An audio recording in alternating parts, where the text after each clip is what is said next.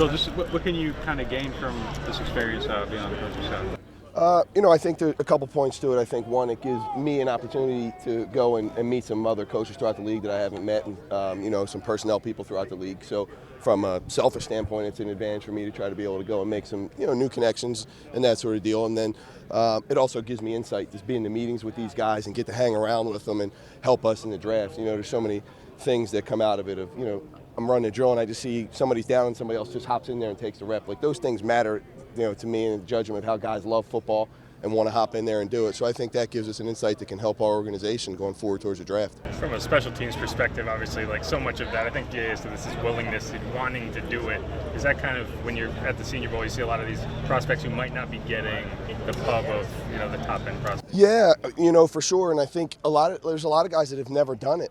Like we're in a pro style punt like we're doing here. I don't think we had anyone who's ever had the kick step for punt protection before, so it's new to them.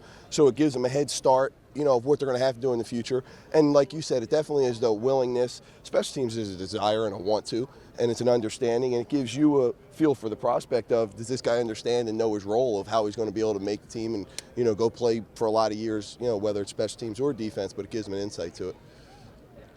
You had a rookie kicker this year. Evaluate how you think he did.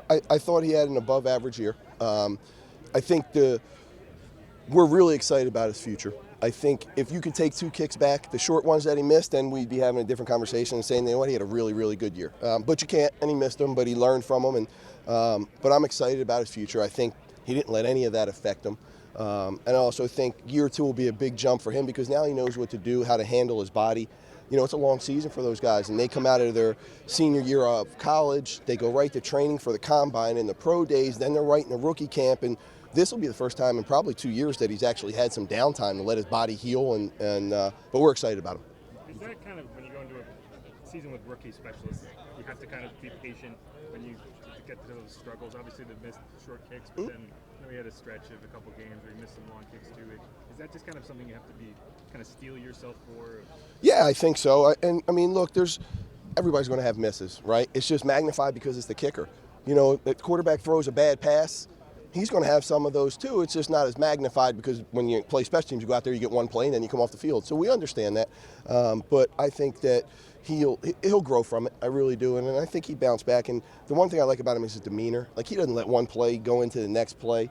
And I think he's really well liked by his teammates and in the locker room. And those guys had full confidence in him. And so he'll be better next year.